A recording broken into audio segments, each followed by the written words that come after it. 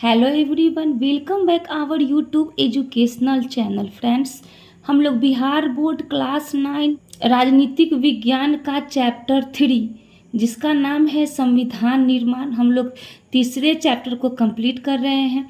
अभी तक हम लोगों ने लोकतंत्र का क्रमिक विकास जो कि चैप्टर 1 है इसको कंप्लीट कर लिया है, और दूसरा चैप्टर जो है लोकतंत्र क्या और क्यों, इस चैप्टर को भी हम लोगों ने कंप्लीट कर लिया है। आज का जो हमारा वीडियो है वो है संविधान निर्माण।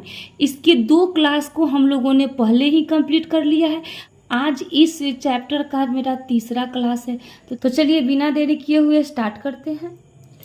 अभी तक पिछले वीडियो में हम लोगों ने देखा था कि हमें संविधान की ज़रूरत क्यों पड़ी, उसके बाद भारतीय संविधान का निर्माण कैसे हुआ, और हम लोग संविधान सभा के बारे में हम लोग कंप्लीट कर चुके हैं। आगे हम लोग देखेंगे कि आखिर संविधान सभा द्वारा 50 साल से भी पहले बनाए गए संविधान को हम क्यों मानते हैं। तो इसका कारण ये है कि संविधान सिर्फ संविधान सभा के सदस्यों के विचारों को व्यक्त नहीं करता है, बल्कि संविधान सभा क्या करता है, तो वह अपने समय की व्यापक सहमतियों को भी व्यक्त करता है। यही कारण है कि जो संविधान सभा द्वारा 50 साल से भी पहले बनाए गए संविधान को हम मानते हैं। दूसरा कारण है कि संविधान सभा में भारत के लोगों को ही प्रतिनिधित्व रही है। संविधान सभा के सदस्यों का चुनाव प्रांतीय असेंबलियों के सदस्यों ने ही किया है।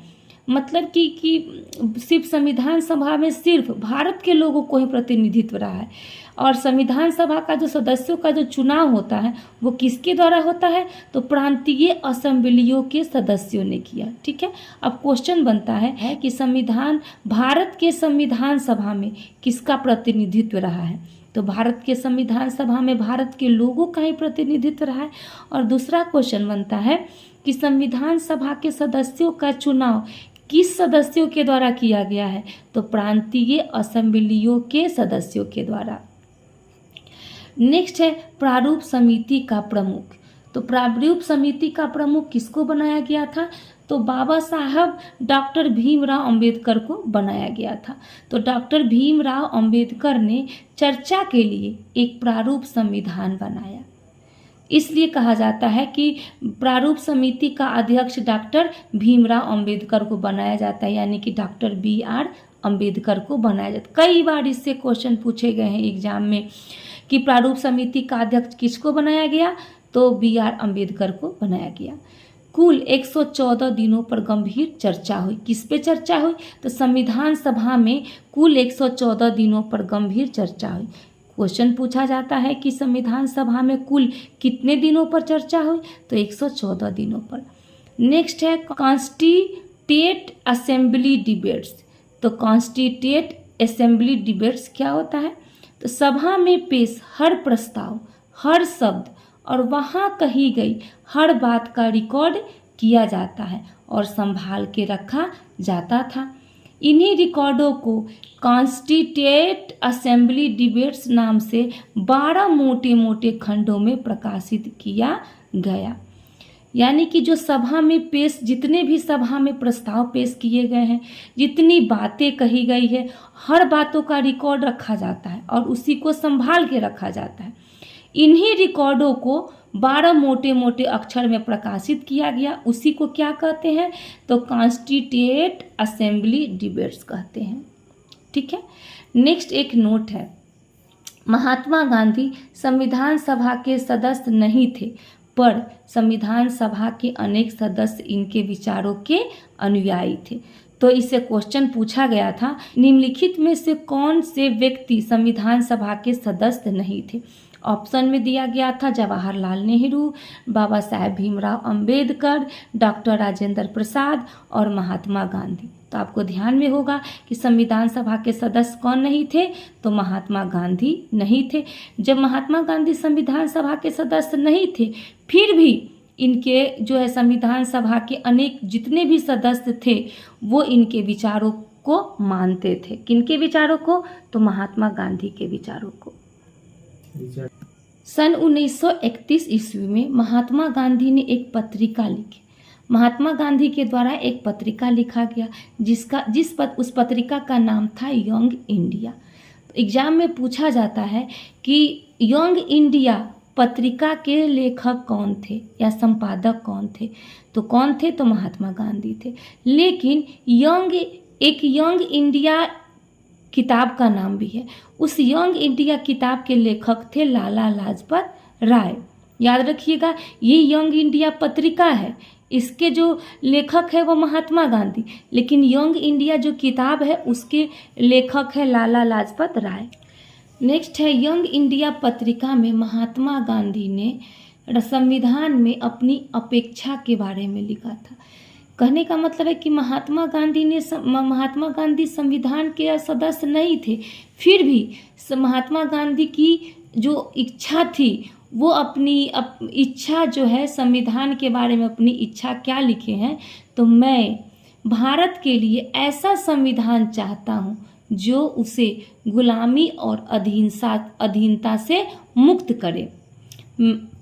मैं ऐसे भारत के लिए प्रयास करूँगा जिसे सबसे गरीब व्यक्ति भी अपना माने और उसे लगे कि देश को बनाने में उसकी भी भागीदारी है।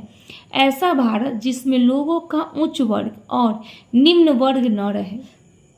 भारत जिसमें लोगों का उच्च वर्ग और निम्न वर्ग न रहे। ऐसा भारत जिसमें सभी समुदाय के लोग पूरे मेल जोल से रहे।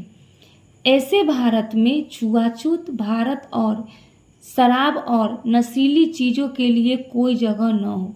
औरतों को मर्दों जैसे अधिकार मिले। मैं इससे कम पर संतुष्ट नहीं हो पाऊंगा। ये कथन किसका था, तो ये कथन महात्मा गांधी के द्वारा यंग इंडिया पत्रिका में लिखा गया था।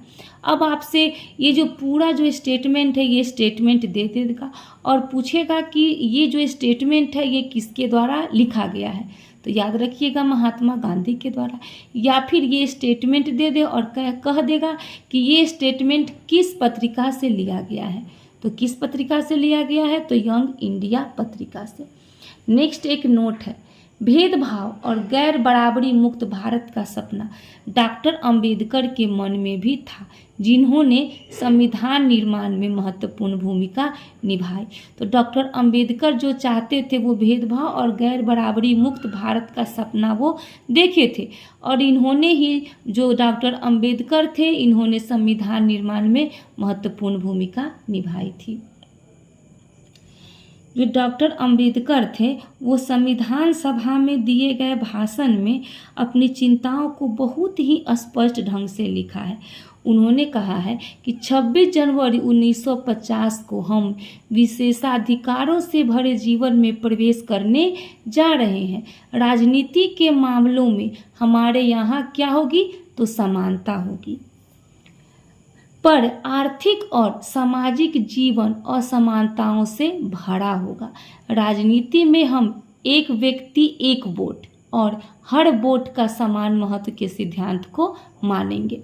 अपने सामाजिक और आर्थिक जीवन में हम अपने सामाजिक और आर्थिक ढांचे के कारण ही एक व्यक्ति एक वोट के सिद्धांत को नकारना जारी रखेंगे। हम इस विरोधपूर्ण जीवन को कितने लंबे समय तक जीते रहेंगे? हम अपने सामाजिक और आर्थिक जीवन में कब तक समानता को नकारते रहेंगे? अगर यह नकारना ज़्यादा लंबे तक चलता रहा तो हम अपने राजनीतिक लोकतंत्र को ही संकट में डालेंगे। यानी कि जो डॉक्टर भीमराव अंबेडकर थे वे भेदभाव और गैर बराबरी मुक्त भारत का वो सपना देखे थे और उन्होंने एक व्यक्ति और एक वोट तथा हर वोट का समान महत्व के सिद्धांत को वो मानते थे। बस इनका यही कहना था कि अगर हम लोग सामाजिक और आर्थिक जीवन में समानता कब आएगा, हम उसको नहीं नकार सकते हैं, और अगर हम इसको नकारेंगे यानी कि अगर हम भेदभाव समाज की कल्पना करेंगे तो ये ज़्यादा लंबे समय तक नहीं चलेगा। हमें क्या करना होगा, हमें भेदभावपूर्ण समाज को नष्ट करना होगा और हम लोग गैर बराबरी मुक्त भारत को हम गैर बराबर मुक्त भारत को बनाएंगे ताकि उसमें राजनीतिक लोकतंत्र को संकट में नहीं डालें। उसके बाद जो है 15 अगस्त 1947 की मध्य रात्रि के समय संविधान सभा में दिए गए जवाहरलाल नेहरू ने एक प्रसिद्ध भाषण को याद करें। यानी कि 15 अगस्त 1947 के मध्य रात्रि में जो पंडित जवाहरलाल नेहरू थे उन्होंने भी एक भाषण दिया है। वर्षों पहले हमने अपनी नियति के साथ साक्षात्कार किया था और अब वक्त आ गया है कि हम अपने विचारों पर अमल करें, पूरी तरह या हर तरह से नहीं तो काफ़ी हद तक। घड़ियाँ जब मध्य रात्रि का घंटा बजाएगी, जब सारी दुनिया सोती रहेगी, तब भारत के नए जीवन की शुरुआत करेगा। तब भारत नए जीवन की शुरुआत करेगा, आज़ाद होगा। इतिहास में कभी कभार ही सही पर एक ऐसा क्षण जरूर होता है जब हम अपने पुराने को छोड़कर नए में प्रवेश करते हैं, जब एक युग का अंत होता है और जब लंबे समय से किसी राष्ट्र की दबी हुई आत्मा प्रस्फुटित होती है, आवाज़ होती है। ऐसे पवित्र क्षण में हम अपने आप को भारत और उसके लोगों तथा उससे भी अधिक मानवता की सेवा में समर्पित करें। यही हमारे लिए उचित है। आज़ादी और सत्ता जिम्मेवारियों लाती है। भारत के संप्रभु लोगों का प्रतिनिधित्व करने वाली इस संप्रभुता संपन्न सभा के ऊपर अब जिम्मेवारी है। आज़ादी के जन्म से पूर्व हमने पूरी प्रसव पीड़ा झेली है और इस क्रम में हुए दुखों से हमारा दिल भारी है। इसमें कुछ दर्द अभी भी हुए हैं, फिर भी इतिहास अब बीत चुका है और भविष्य हमें सुनहरे संकेत दे रहा है।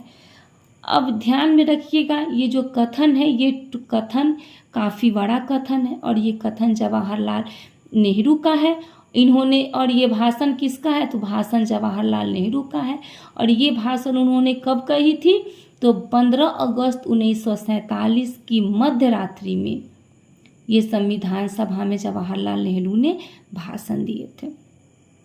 इसी के साथ आज का हमारा वीडियो यहीं पे कंप्लीट होता है। अब इस चैप्टर में ज़्यादा नहीं बचा हुआ है, इस चैप्टर को हम लोग फिर आगे नेक्स्ट वीडियो में कंप्लीट करेंगे। अगर आप लोगों को मेरा वीडियो अच्छा लगे तो मेरे वीडियो को लाइक करें, शेयर करें तथा मेरे चैनल को सब्सक्राइब करें। बने रहिए हमारे साथ, मिलते हैं नेक्स्ट वीडियो में नेक्स्ट टॉपिक के साथ। धन्यवाद।